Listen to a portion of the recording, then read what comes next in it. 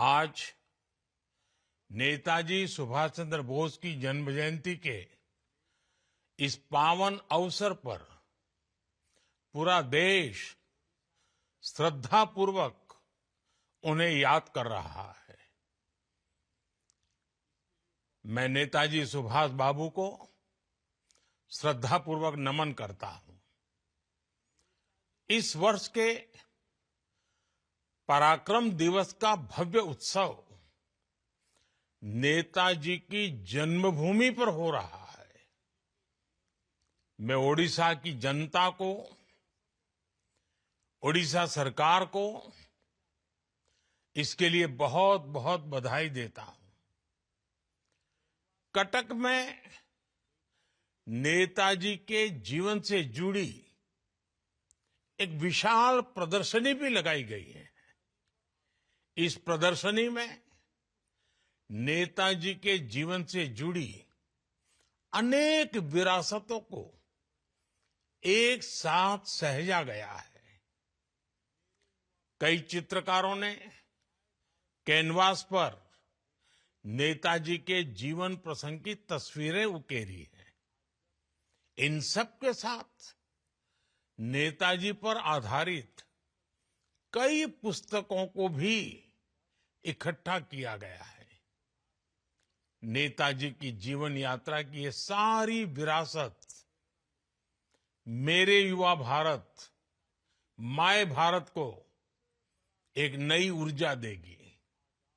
साथियों, आज जब हमारा देश विकसित भारत के संकल्प की सिद्धि में जुटा है, तब नेताजी सुभाष के जीवन से हमें निरंतर प्रेरणा मिलती है।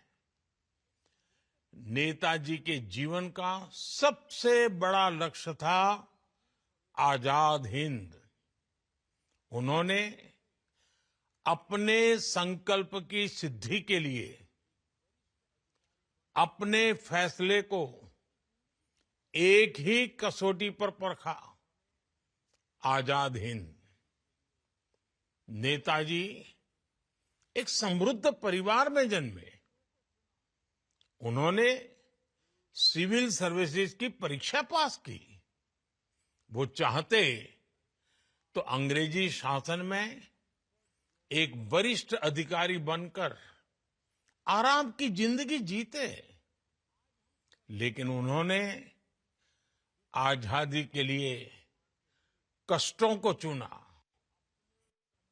चुनौतियों को चुना, देश विदेश में भटकना पसंद किया। नेताजी सुभाष कंफर्ट जोन के बंधन में नहीं बंधे। इसी तरह आज हम सभी को विकसित भारत के निर्माण के लिए अपने कंफर्ट जोन से बाहर निकलना है। हमें खुद को ग्लोबली बेस्ट बनाना है। एक्सीलेंस को चुनना ही है। एफिशिएंसी पर फोकस करना है। साथियों, नेताजी ने देश की स्वतंत्रता के लिए आजाद हिंद फौज बनाई। इसमें देश के हर क्षेत्र, हर वर्ग के वीर और वीरांगनाएं शामिल थी। सबकी भाषाएं अलग अलग थी, लेकिन भावना एक थी, देश की आजादी। यही एकजुटता आज विकसित भारत के लिए भी बहुत बड़ी सीख है।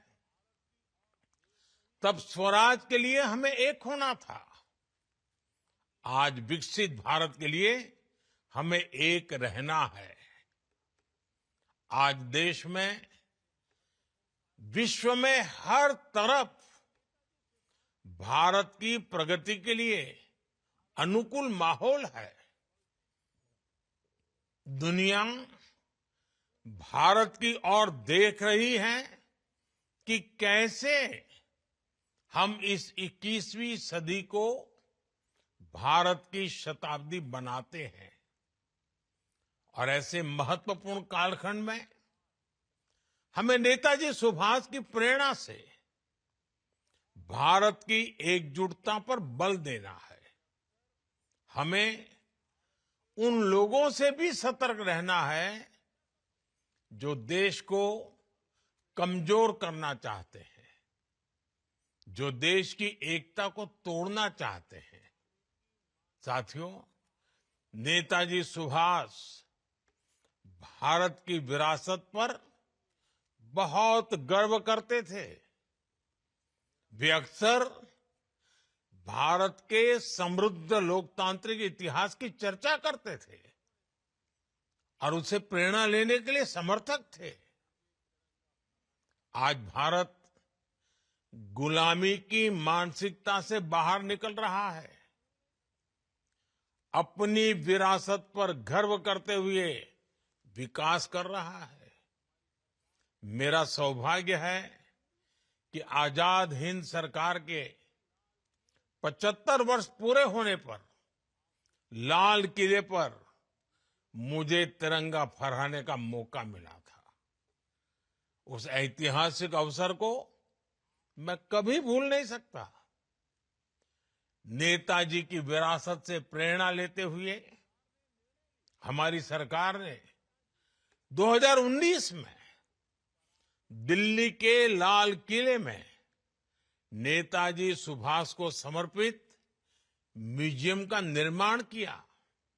उसी साल सुभाष चंद्र बोस आपदा प्रबंधन पुरस्कार शुरू किए गए। 2021 में सरकार ने निर्णय लिया कि नेताजी की जयंती को अब पराक्रम दिवस के रूप में मनाया जाएगा। इंडिया गेट के समीप नेताजी की विशाल प्रतिमा लगाना, अंडमान में द्वीप का नाम नेताजी के नाम पर रखना, गणतंत्र दिवस की परेड में आईएनए के जवानों को नमन करना सरकार की इसी भावना का प्रतीक है। साथियों, बीते 10 वर्षों में देश ने ये भी दिखाया है कि तेज विकास से सामान्य जन का जीवन भी आसान होता है और सैन्य सामर्थ्य भी बढ़ता है। बीते दशक में 25 करोड़ भारतीयों को गरीबी से बाहर निकाला गया है। ये बहुत बड़ी सफलता है। आज गांव हो या शहर, हर तरफ आधुनिक इंफ्रास्ट्रक्चर का निर्माण हो रहा है। साथ ही भारत की सेना की ताकत में भी अभूतपूर्व वृद्धि हुई है। आज विश्व मंच पर भारत की भूमिका बढ़ रही है, भारत की आवाज बुलंद हो रही है।